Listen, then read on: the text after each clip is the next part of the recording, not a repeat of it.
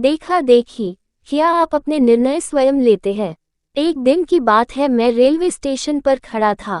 अब ट्रेन का इंतजार कर रहा था। मैं जिस ट्रेन का इंतजार कर रहा था उसमें आरक्षण का कोई सिस्टम नहीं था। प्लेटफॉर्म पर इतनी भीड़ थी कि यह बात स्पष्ट थी कि जगह उसी को मिलेगी जो भीड़ को पछाड़ कर सबसे पहले ट्रेन में चढ़ेगा।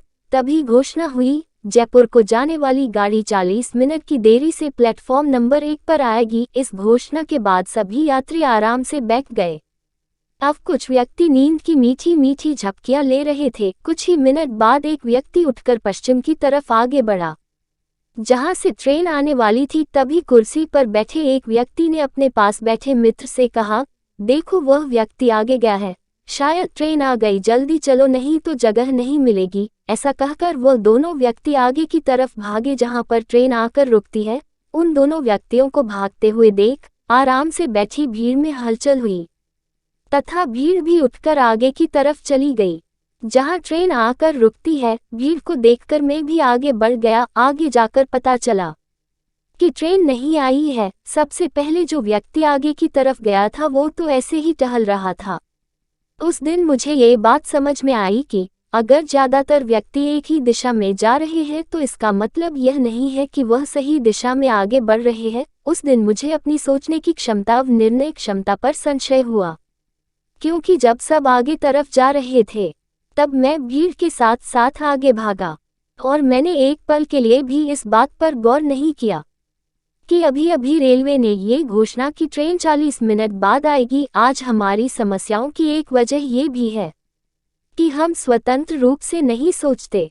अब अपना निर्णय दूसरे व्यक्तियों द्वारा लिए गए निर्णयों के आधार पर ले लेते हैं। कोई विद्यार्थी अपने करियर के बारे में निर्णय लेता है तो वह अपना निर्णय इस आधार पर लेता है कि उसके मित्रों ने कौन सा क्षेत्र चुना है अथवा उसके परिवार का सदस्य पहले से उस क्षेत्र में है या नहीं। दोस्तों, विद्यार्थी को निर्णय स्वतंत्र रूप से अब अपनी रुचि के आधार पर लेना चाहिए। जिस तरह प्रत्येक व्यक्ति का स्वभाव अब जीवन की परिस्थितियां अलग अलग होती है, उसी तरह एक ही प्रकार का निर्णय सभी व्यक्तियों के लिए सही नहीं हो सकता। दोस्तों, समाज में अंधविश्वास व कुप्रथाओं जैसे दहेज प्रथा, बेटी के जन्म को अपशगुन मानना आदि का चलन भी इसी कारण होता है कि व्यक्ति स्वतंत्र रूप से नहीं सोचता, अब अपना निर्णय इस आधार पर लेता कि समाज में क्या प्रचलित है, न कि इस आधार पर कि क्या सही है और क्या गलत।